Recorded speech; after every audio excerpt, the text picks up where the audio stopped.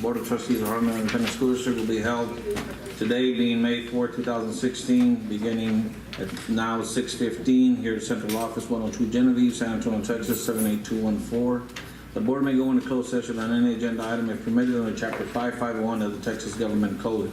In such event, the board president will announce the applicable government code section prior to the board going into closed session. My name is Tomas Urese, and I'll call this meeting to order as Vice President. Roll call, according to board members present. We have to my left, Ms. Cáceres. Present. Mr. Carlos Quesada. Mrs. Chris Carrillo. Hello. And Mr. Ricardo Moreno. Present. Recording the superintendent and staff present. Yes, Mr. Chair, with us here this evening, we have our Executive Director for Operations, Mr. Jerry Soto. Here. We have our Assistant Superintendent for Finance, Mr. Ricardo Hernandez. Here. We have our Executive Director for Human Resources, Ms. Diane Tudy. Here. And that is the cabinet that's here with us this evening. Thank you. Item number 2, citizens to be heard, 30-minute limit, 5-minute maximum per speaker. Citizens are offered an opportunity to address the board without prior approval. The board, however, will not comment or engage in discussion. Presentations shall be informative only. No board action will be taken. The topics addressed shall be limited to those included on the board's agenda and/or school district related. Presentations shall not include statements which may be considered defamatory, inflammatory, and/or threatening against a person or the district, and speakers shall not mention student's name unless you're mentioning your own child, nor address a complaint against a district employee or officer. Such complaints will be handled through the guidelines set out in district policy. At all times, members of the public shall not enter into any discussion or debate on matters being discussed by the board. Number 3, information and/or discussion. Oh, I'm sorry. Citizens to be heard. First one, we have Mr. Victor Salcedo. Yeah, you want to go next?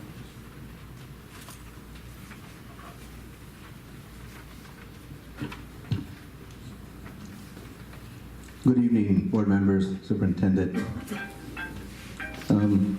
Really, I'm just here just to make sure, or that everything is, I guess, working the way it's supposed to be, and hopefully there's no delays on our projects, and we're looking forward for, the two new schools to be built.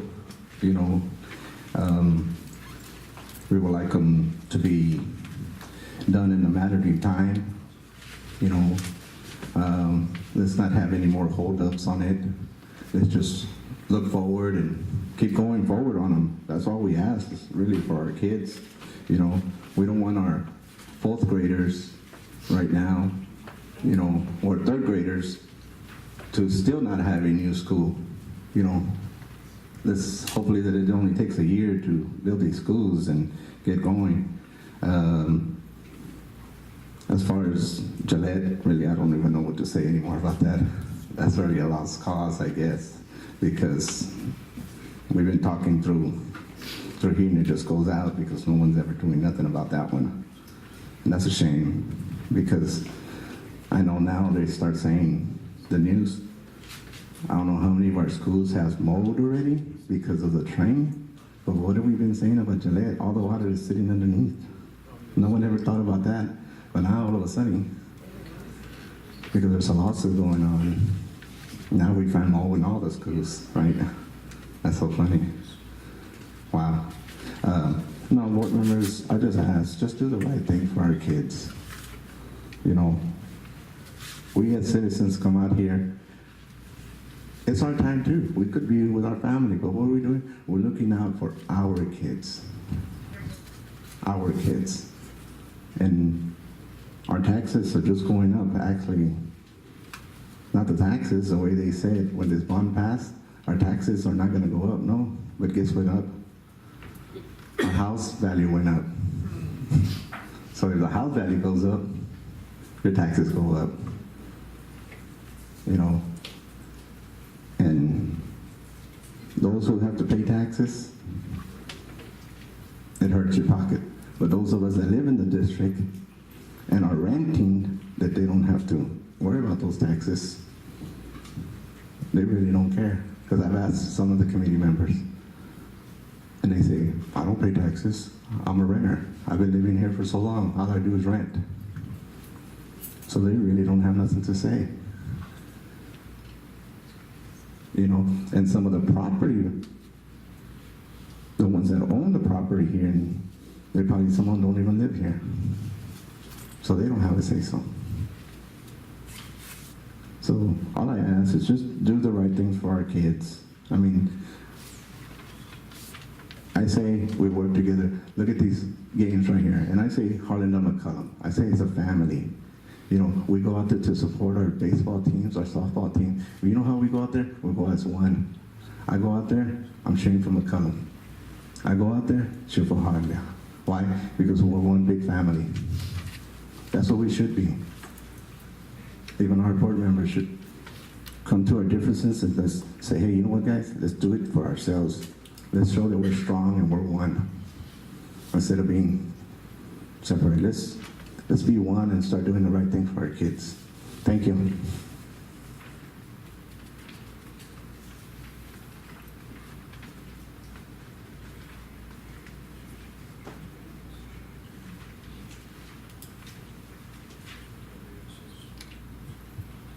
Corina Salcido.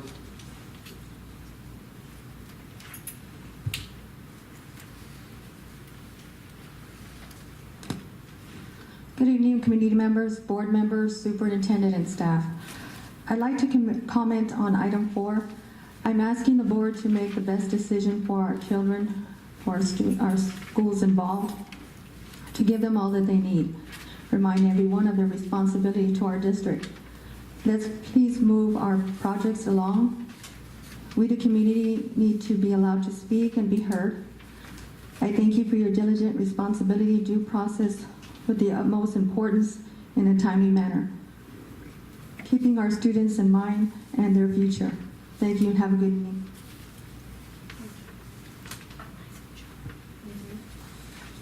Ms. Gina Castaneda.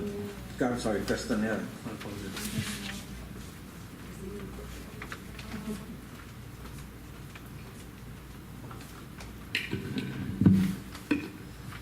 Good evening, board, administration, staff, community members.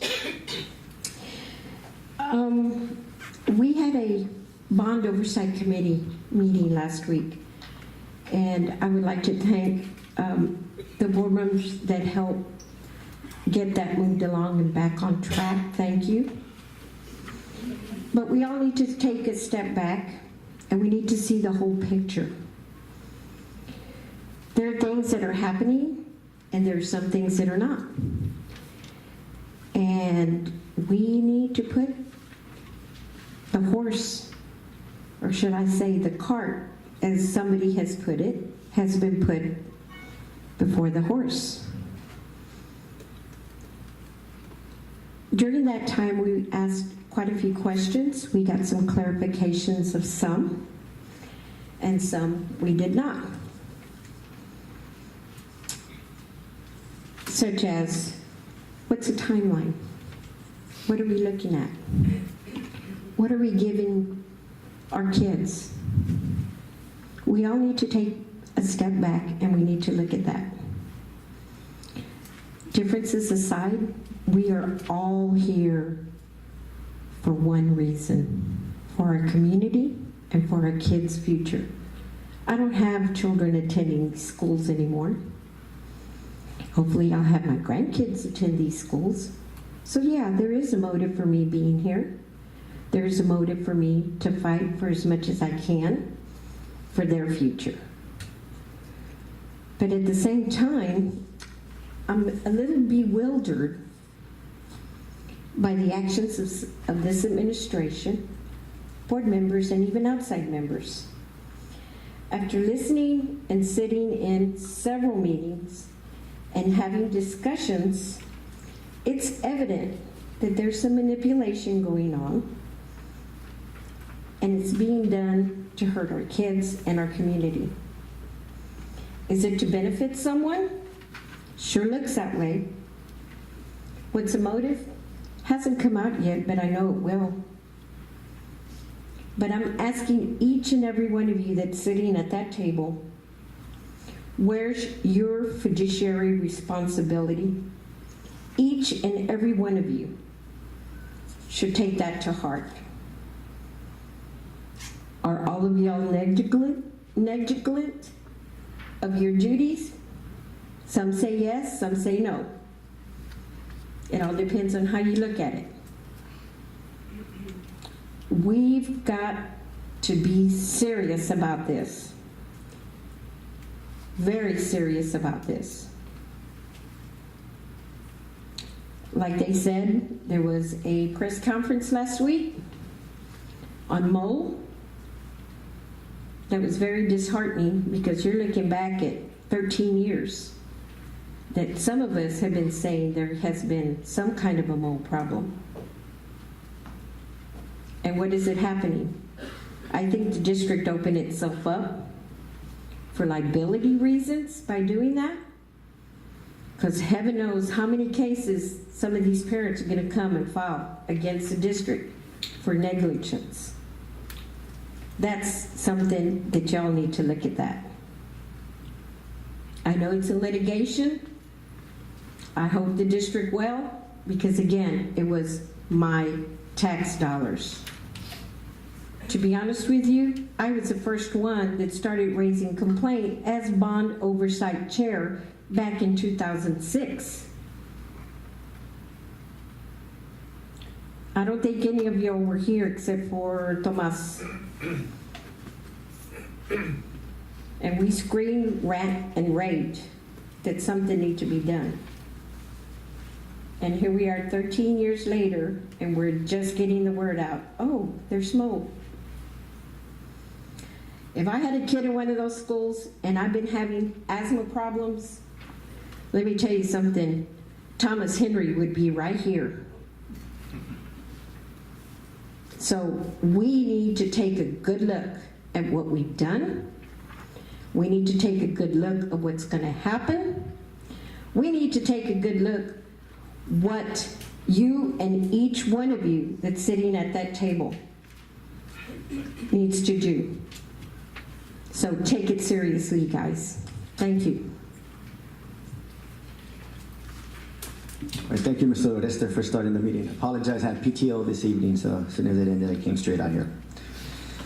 Moving on to item 3, information and/or discussion only. 3A, TASB, compensation study information and presentation. Ms. Tudyk.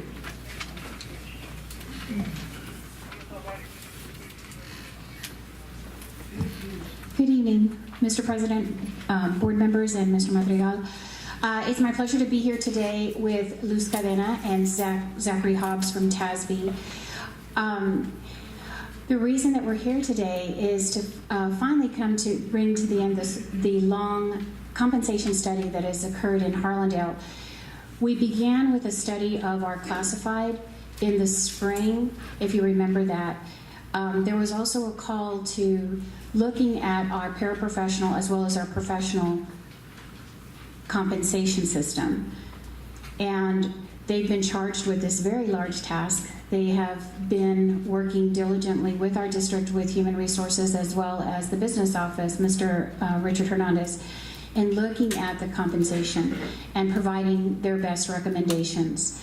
So it's not to delay what you have in front of you. It's the final report that they would like to present, and then on the screen, the PowerPoint. So we're glad to have them here. We're, again, with the purpose of making sure that we are paying a fair price for the skill set, that we remain competitive, that we are, making sure that we can bring the very best people that we can for the jobs that we have. And always, and above most, our most preeminent goal was to have a rhyme and reason to how we do what we do, and that we can have something to refer to this, to say, this is how we do what we do. No secrets, no mysteries. So with that said, it's my pleasure to introduce Ms. Luz Cadena, a Senior Compensation Specialist with TASB, and Zachary Hobbs.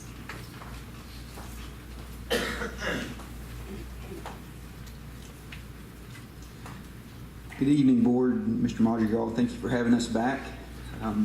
Luz Cadena is here with me. I'm going to start off with the presentation, and she'll jump in when I start messing up. So when she jumps in, you know I'll probably said something wrong. But no, she's here for support to help out as well. We worked on this project together. I just wanted to say thank you very much for having us here, and he's going to go ahead and give a presentation, and I'll be here for questions. Thank you. She'll help answer those hard questions you guys have that I don't know the answer to. So, but no, Luce and I worked together on this project. As Ms. Tudyk said, this was a big project for us, and so it was good to have support as we worked through this. And the administration has been great to work with. Once again, 2 years in a row, and we've enjoyed the time working with them. I'm going to start out, you do have the report in front of you, and I'll try to reference that as I go through the presentation to keep you on track of what I'm talking about. But I'm going to start out by talking a little bit about what a market-based pay system is again. We went through this last year, but I know it's been a year, and you guys have done a lot of things in that year. So just refresh your memory about what a market-based pay system is, and also talk a little bit about our process, and then we'll dive into the specifics for Harlandale, and I'll share our findings and recommendations. See if I can get this. All right, so I've got the right button here. So just starting out, market-based pay system and a compensation plan in general. The goal is obviously you want to recruit and retain talent. You want to recruit and retain quality staff to your district. And so there's strategies in order to do that. And the 4 strategies that we focus on are external equity, internal equity, maintaining the compensation plan and investment. So external equity is dealing with your competitiveness with the market. So it's looking at the market value for jobs, making sure you're paying competitively with what that job is valued out in the marketplace. Internal equity is making sure that there's peer-to-peer equity within the district, so employees that have the same job are paid comparable to each other, and there's not any inequities within the district or within those same job types. Maintaining the compensation plan is making adjustments annually to pay raises, to pay ranges, to make sure that you're staying competitive. And then, of course, investment is always a difficult thing to make sure that the district can be sustainable going forward, so that you're investing in your employees, but also budgeting your finances appropriately. So the process that we conducted, we start out with initial meetings with the district, and we conducted interviews with campus principals and director level type positions and higher at the central administration. And then we also collect data, and that all occurred in October and November of last fall. So we collected data and had our interviews in November to get a feel for what some of the issues were, to make sure we understand that we were addressing the correct issues. From there, we start doing our market analysis, and so that's where we're matching up specific jobs from Harlandale with jobs in the marketplace at other districts, and also jobs outside of the school district if that need to be. But that's where we do our market analysis and compare to see how is Harlandale stacking up to the marketplace, and then we'll talk about those specifics in a minute. And then lastly, we build a pay plan for the district, and so we create pay structures for the district with pay ranges. They have midpoints that are based on the market value for the specific jobs, and then we present those findings to district administration, and from there present those findings and recommendations to you, and that's where we are today.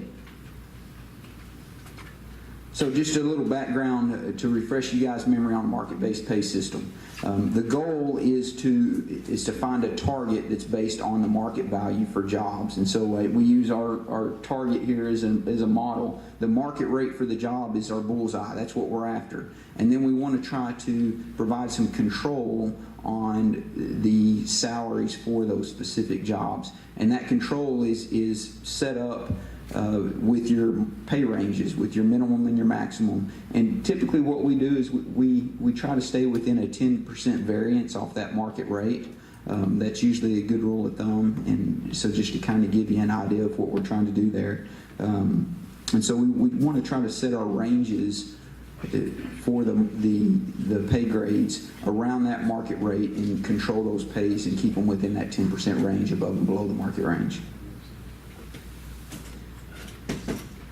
So this is kind of what a market-based pay structure would look like, to give you an idea, and you'll see some of this as we move forward in the pay plans, but you'll have different pay grades within the job group. So for your exempt employees, your administrative employees, you would have pay grades that represent the different job groups. Your lower pay grades, obviously pay grade 1 would be those jobs that do not have quite as much responsibility compared to jobs in the higher pay grades. So it's going to create a career progression. It's going to create a hierarchy for jobs, for a career path for employees to be able to promote into higher pay grades.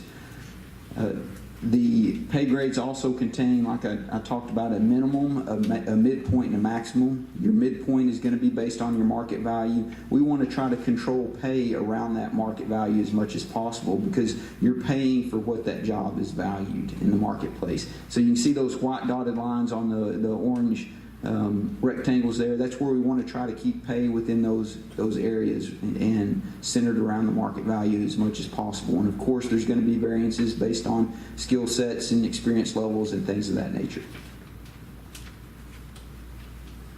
So to give you an idea of what happens to an employee through their career, you can look at this graph here. This shows an employee over a 25-year period. So if they started out in year 1 at the minimum, at the very bottom of their pay grade, so that first column there, year 1, they would come in, no experience in that job, they would be at the bottom of the pay grade, and then through time, over a 25-year period, they're going to progress up through their pay grade. And the way this works is, through general pay increases, their salary is going to increase. And so that's that white line from the star in year 1 up to the star in 25 years later. Their pay is escalating based on general pay increases provided by the district.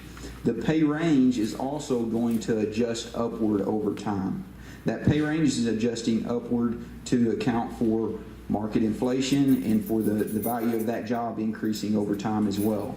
And so what you want to be sure is that comes into the maintenance of your market-based pay system, of your compensation plan. If you're not adjusting those pay ranges, that employee's pay is going to escalate well above what that pay range is, and you're not going to be able to offer competitive salaries going forward, and they're going to outpace that pay range. And so they work hand in hand, they work in tandem. Typically what you'll see, a good rule of thumb is that you'll want to adjust your pay ranges, one, based on market, but also somewhere around half of what your general pay increases are. You don't want to go over that amount. So if you're given a general pay increase of 2%, you wouldn't want to adjust your pay range more than about 1%. And so that's going to keep that in line and allow that employee to progress up in that pay range over time. So 25 years later, the goal would be for that employee to be up close to the top of the pay range. So does that make sense? I know that's a lot of information. It can be very complicated, but just kind of giving you guys a big bird's eye view of the market-based pay system. So if we jump into Harlandale now, and this is where we get into specifics of what Harlandale looks like, I'm going to start out with your current pay system. So currently, your administrative professional group, which is going to be your central office administrators, campus administrators, professional staff, which would be counselors, diagnosticians, things of that nature. There are currently 21 individual pay ranges.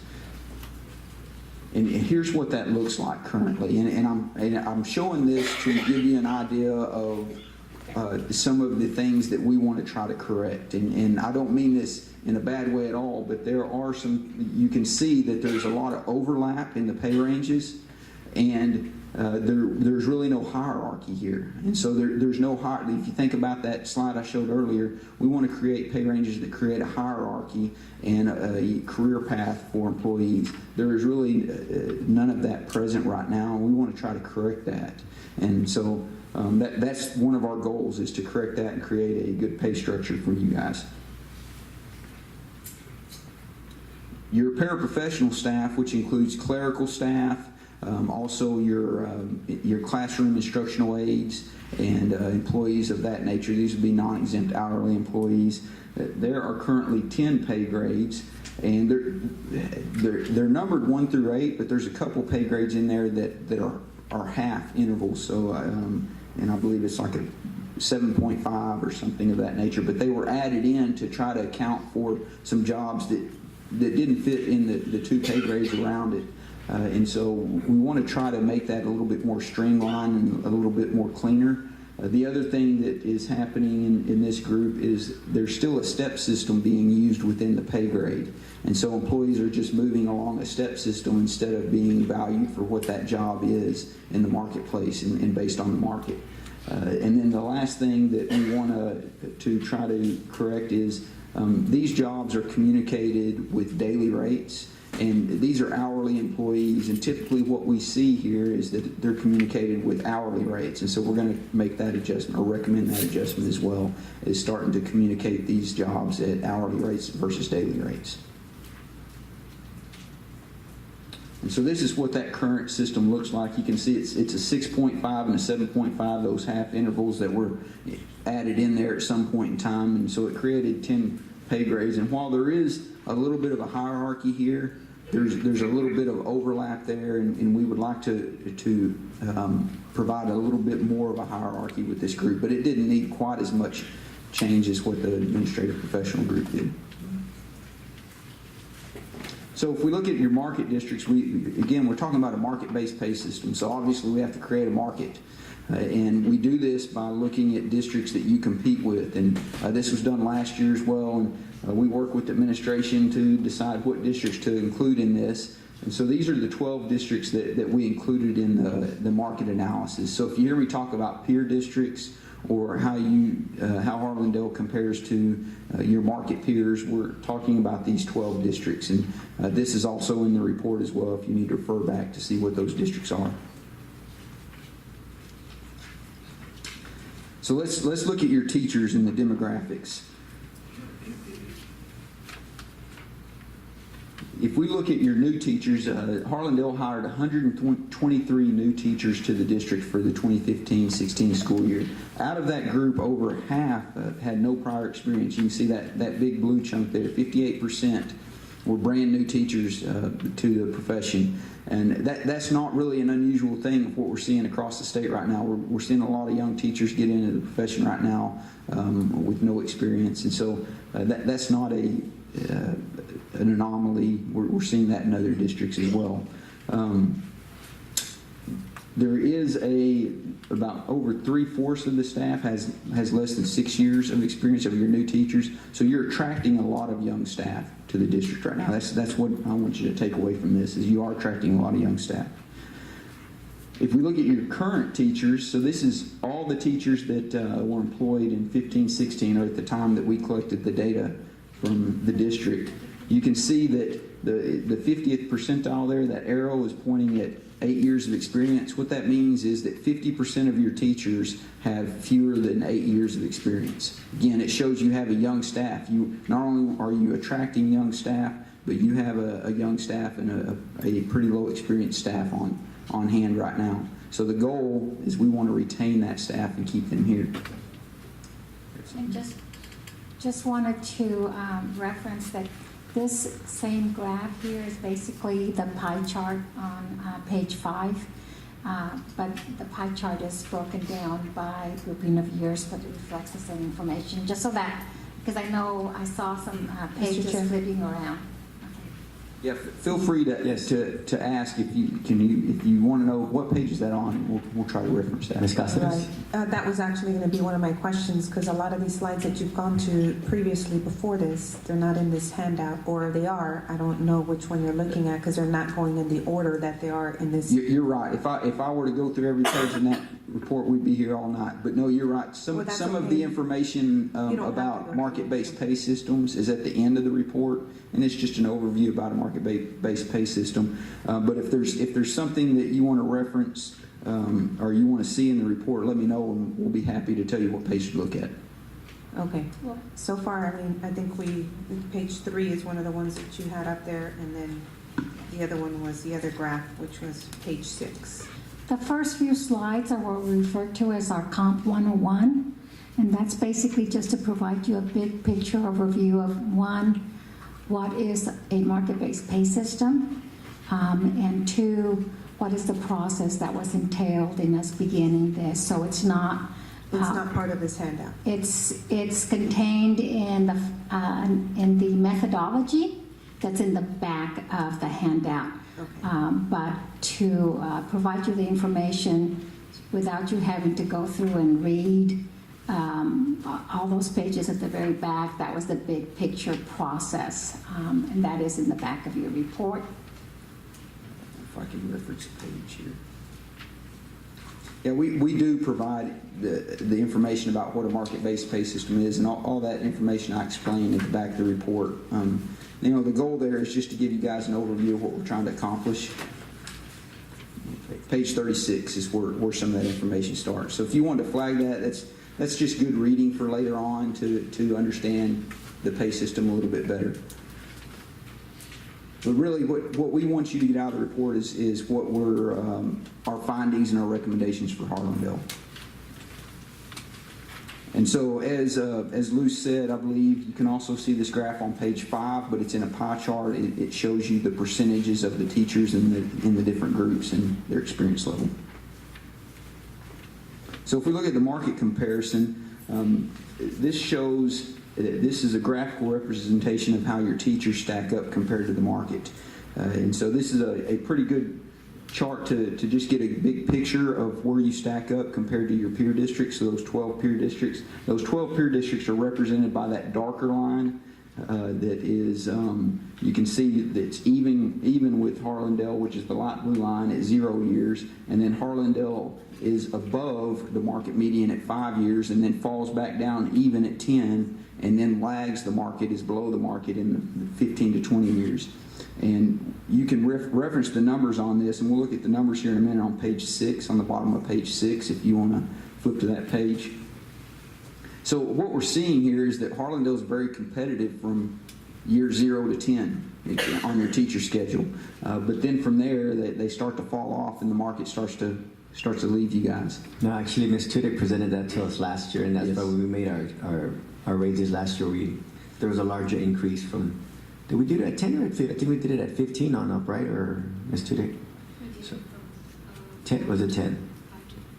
5 to 15. Right, 10. Okay. Yeah. Thank you for that.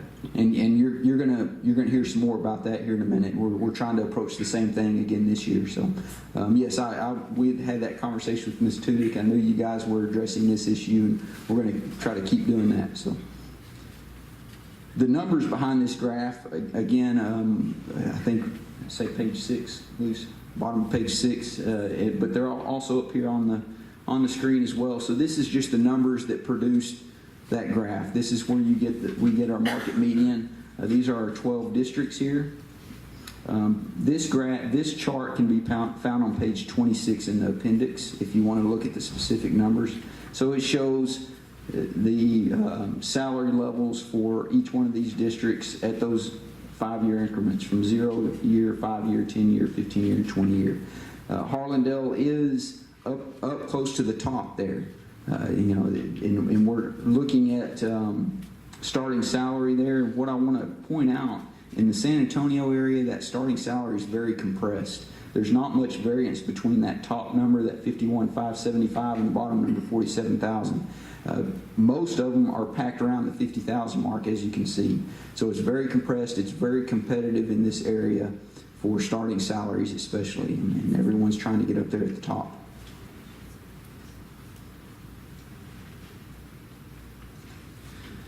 Another thing that we look at and provide the district, mainly for informational purposes and also to spur some conversation if there's any issues, is stipends that are paid to teachers. And so some of them that I'm going to point out are your master's degree stipend, and I'll spend a little bit of time talking about that. Your current master's degree stipend, and this information is on page 27. Your current master's degree stipend varies across the board. It ranges from $500 up to over $6,000, depending on the experience level of the teacher. There are some issues with that because basically what's happening is teachers are getting a different value for their master's degree just based on how many years of experience they have as a teacher. That has no bearing on the master's degree at all. So an example I'll give you is a teacher with 25 years of experience that maybe just got their master's degree with 25 years of experience is receiving a much higher value for a master's degree than a teacher that gets a master's degree at 5 years of experience. And so there's some inequities there. Does that make sense? So that the value of that master's degree currently is escalating as the teacher has more years of experience. What we would like to see, and our recommendation would be to move to a flat amount for a master's degree stipend. The current market median is $1,500, and so we've talked to the administration about that to come up with, okay, what would be a good amount? What do you want to value that at? Yes, sir. So you're saying that's currently our practice? Yes. Yes. So a teacher at the lower end is getting $500 for a master's degree, and then as you escalate up the salary schedule, that master's degree stipend increases. And so my guess is what has happened back in the past is the general pay increases were being applied to the master's degree stipend as well, and so they were growing too. Does that make sense? Yeah, because I remember when I first got on the board, I think it was also based on a scale. So they had the scale, and it was a step, and it started off like at 500, and the more experience you have, it increased as well.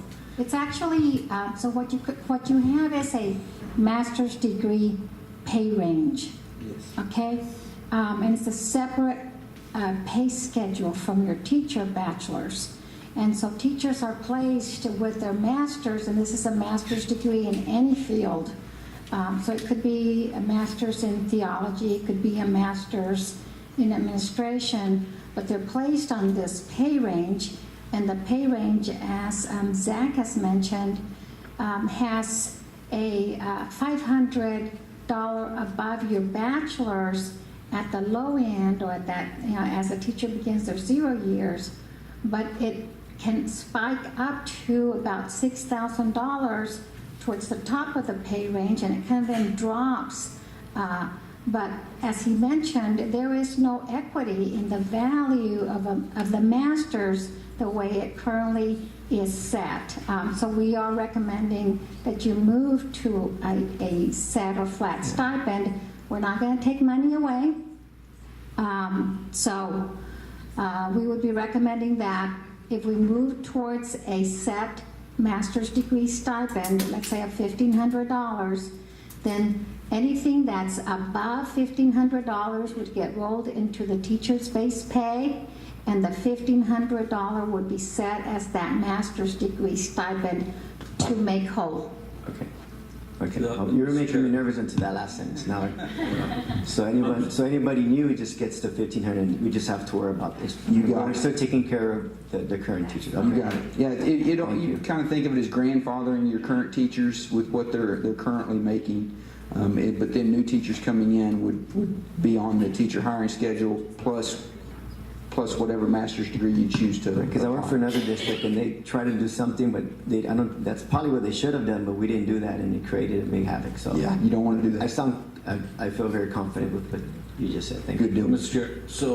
So what you're saying is if we have somebody that's making $5,000 or $6,000 on a stipend right now, what would happen the following year? They would be locked in at that price, or basically yes, and that's what Luce was saying. So what you say? Let's use the $5,000 example. So let's say you have a teacher whose base salary is, let's use some easy number, $55,000.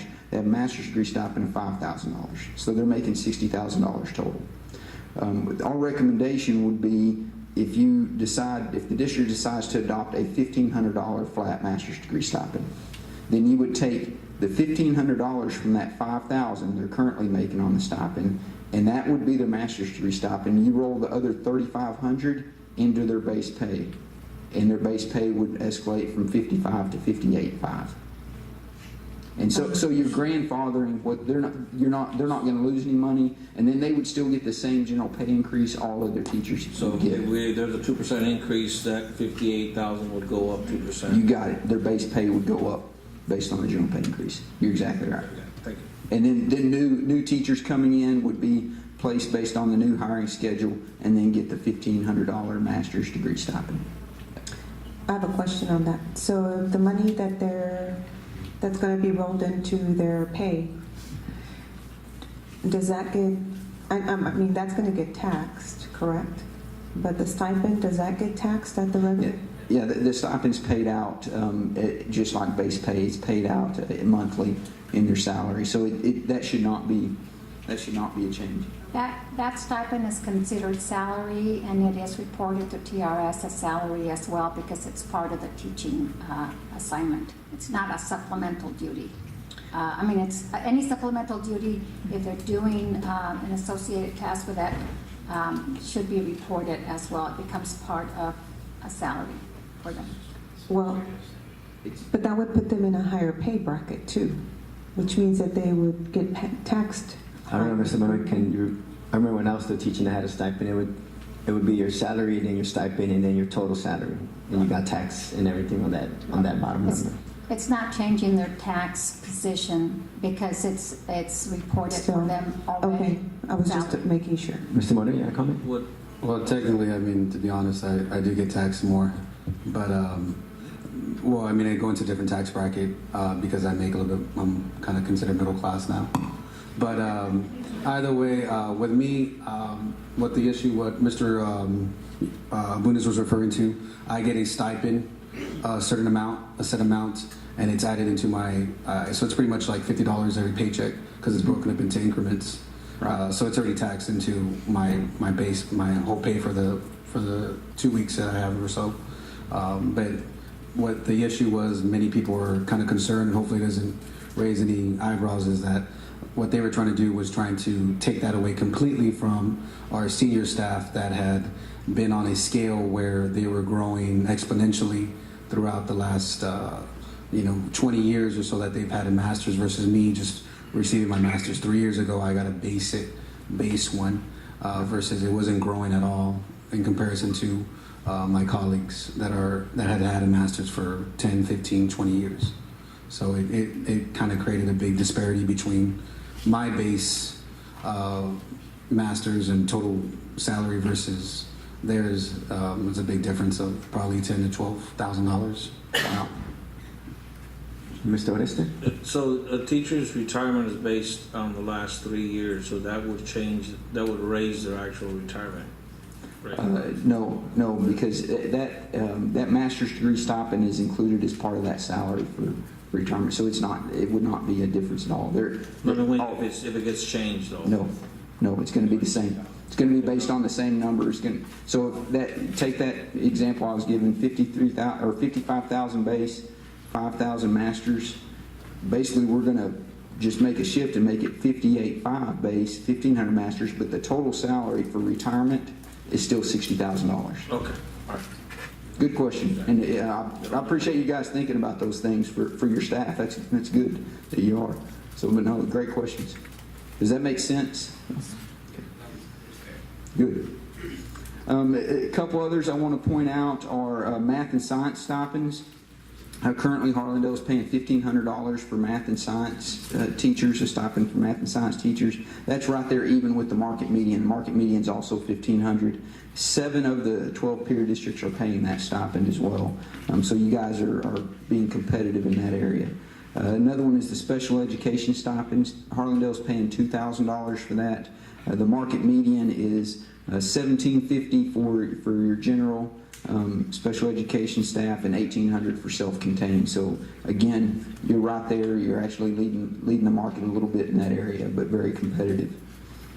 Your bilingual staff is you're paying a bilingual stipend of $2,000, which is even with the market of $2,000 as well. So once again, Harlandale is being competitive in that area.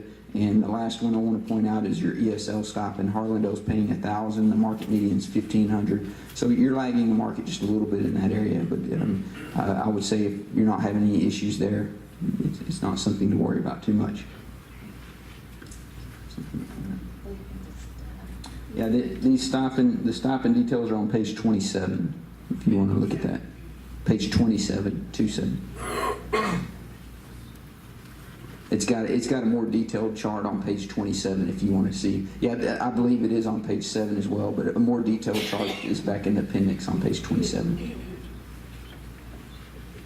So again, this is really more informative, and to sum this up, except for the master's degree issue that we can correct easily, Harlandale's being very competitive in the other areas here, and so as long as base salaries are staying competitive, then there shouldn't be any issues going forward. This is the summary, I believe, that's on page 7 of what I just explained. So it just shows Harlandale ISD's stipends compared to the market median and the number of districts reporting that. Some other incentives that we look at are for mentor teachers, national board certification, and department chair stipends. Again, really, this is more informative. You can see where Harlandale stacks up here. Mentor teachers, you're right there, pretty close to the market, $400 versus $500,000 or $500. Excuse me. A national board certification is not something we see a whole lot. There's only one district paying that right now, and it's a $2,000 stipend that they're paying. Since not many of the districts are paying that, I don't know that that's something that I would pursue. Just real quick, but some of these medium stipends, some districts. So if a district's not participating in these types of stipends, you didn't include a zero there. You just divided with who actually is doing it, correct? So yeah, if there's only one, then that's what that one person's paying. You got it.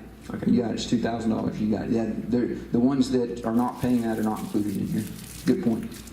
On department chair stipends, you got to be careful about the comparison here because every district could use those department chairs differently. Could be depending on the size of the district and what their role is on how much they pay them. But I think it's always good to know that are other districts paying department chair stipends and how do they look? So it gives you a little leverage if you're having that conversation with an employee. You just have an idea of what's happening out in other districts. And you guys are very competitive in those areas. So for the teachers, and we talk about the recommendations for